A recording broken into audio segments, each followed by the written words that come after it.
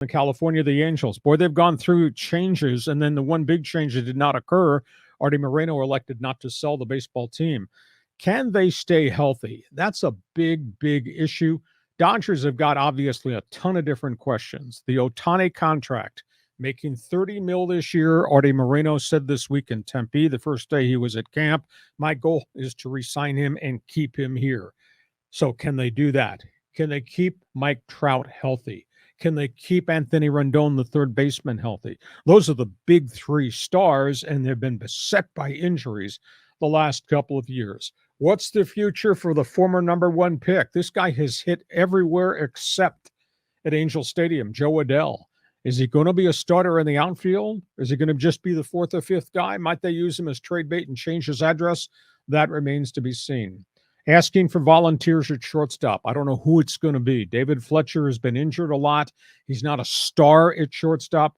What do they do at shortstop with the Angels situation there? And then obviously, the newcomers. What do they do? What role does Hunter Renfroe play, the ex-Padre? I think that's a nice acquisition. Heck, if he hits 250 and hits 25 home runs to complement Ohtani, Rendon, Jared Ward, not bad. And then Brandon Drury, who's a real popular Padre acquisition.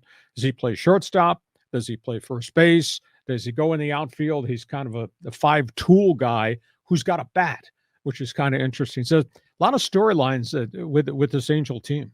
Yeah, I'm curious to see how they sort it all out. But let me ask you, Lee, do you think the Angels have a chance to be competitive in the AL West? I mean, that division's stacked. Well, they think that the force feeding of the young pitchers last year, Suarez, Sandoval, Reed Detmers, that those guys now with a year of that under their belt, and they had good outings and really bad outings, they think that this group will take the next step forward to complement Ohtani.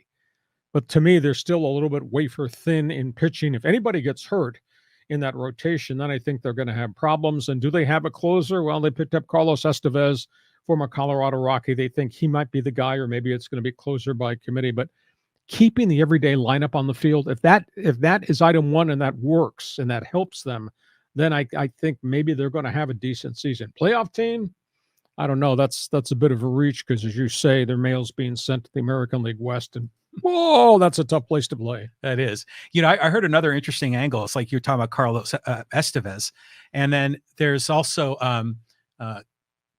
Charlie Sheen. That's his name in real life, Carlos Estevez, right? And so apparently the two guys hooked up, and the pitcher Carlos Estevez met with Charlie Sheen in LA. They went to Charlie Sheen's house, hung out.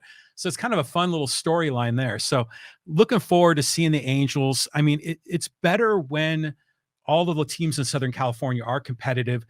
I was a little worried about this franchise before, but I'm happy to see them taking the step forward. But Ohtani said, well, I'm an Angel for now, and my focus is on this year, which is the right thing to say. But he's not really saying I'm an Angel for life. Only time will tell. Will they offer him $40 million state of the art? Will they take it even higher than that? He's been loyal for a long period of time. You got other baseball